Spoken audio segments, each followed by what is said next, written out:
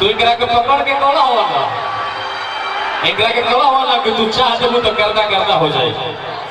हाँ हो बोले हो ना भाई। हाँ तब एगो और बात कहता नहीं, हाँ कि अपना महजनुआ संगे अरे धोखा जे करी रघु नंदन हरी।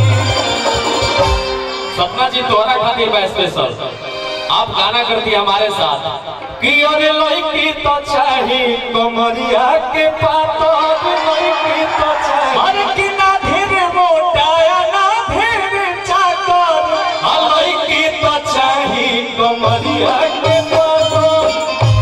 एक से एक गाना सब हमारा साथ करत ताड़ी आ जाके जो मंच पे आवत ताड़ी राजा भैया के जाके साथे सट जाताड़ी, तब इनका खातिर कहता नहीं हाँ कि अपना मजनुआ संगे और धोखा जे करी रघु नंदन हरी। का यार के डहकल भातार पपरी रघु नंदन हरी, यार के डहकल भातार पपरी रघु नंदन हरी। भैया भैया भैया यार के डॉक्टर भतार पर काहे पड़ी हो? ऐसे पड़े कि हमारा साथे मतलब तनी ज्यादा रहले नो। अच्छा ई दार मेहरारू है ओही टाइप के बड़े। अच्छा अरे इनकर का हो भैया, आराम से रहो। सुना हां सपना जी के कई कर तू अगर हम बता दे हां तो वो इतने जे करता करता सही में हो जाएगी। का बताओ जैसे? अच्छा हम का लागो इनकर बताओ। तू भौसुर लगवा भाई, भसुर लगेगा यार, ये तो सिंपल चीज है ना। आप हमारी वाइफ है, आप इधर।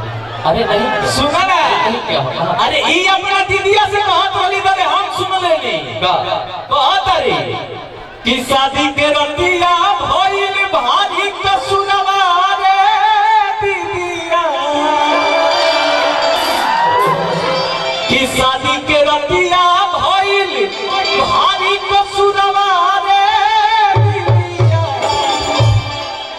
हई मरद समझ के सुतनी भैया, हई मरद समझ के सुतनी रहे भसुरवा रे। मतलब भाई के भी भुला गेल तो यार, क्या बात है राजा भैया। अच्छा इधर आइए। सही है, जब वो रात के जब तारा भिरी रही तो फिर भाग हमरा भिरी पता बा और कहली आके हमरा भिरी। हाँ लड़कियां खूब रोवत रहे आके बगल आके कहलो समरा ले कि अपना बारे में पियावा और कुछ ना बताए हमरा से जाने खातिर और क्रिया धारा हम पूछनी काहे तना रोवताड़ू अरे है का जरा के धोवताड़ू आ दुखवा के बोझा दिल में अरे कैसन ढोवताड़ू, इस ससुरा से कहे लैलू अरे गाँव में, इस ससुरा से कहे लैलू गाँव में।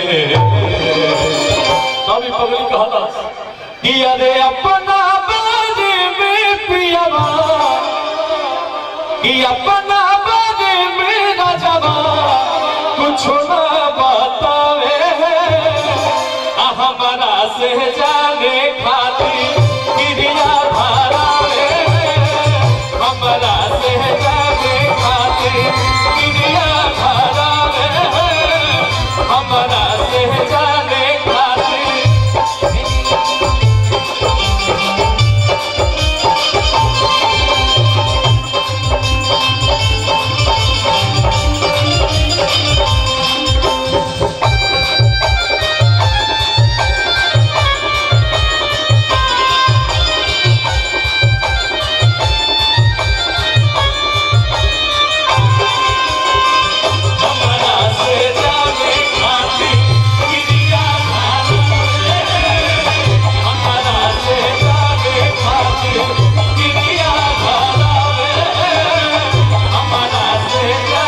अब लोग इहो लोग के तने हम ले ले क्लास।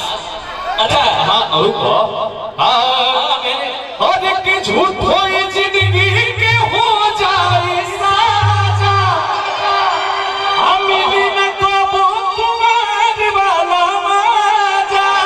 अब सुनो माही जी हर की ऐसा मराद नहीं मिल पाई। राजा भैया सुना तनी हम मनीषा जी के लेले बानी ए जे अपना साथे रखले बानी और हमरो के बोले दे भाई। अच्छा हर की ऐसन मराद नहीं मिल पाई सब लेके भलोस कि हमके दुल्हन बना लो ना तो दोसर लेके जाई ई जवानिया के मजा कोनो दोसर भाई।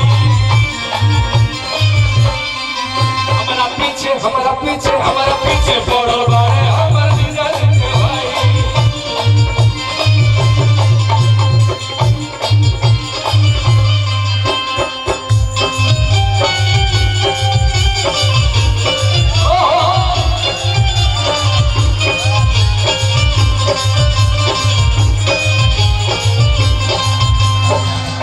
बना दो तो दोसर लेके जाई ई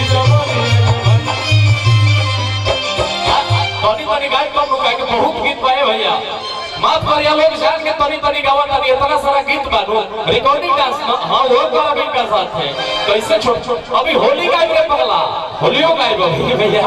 हां अब काहे कि कोई होली छोड़ चलबा तो होलियो गावल जी ना।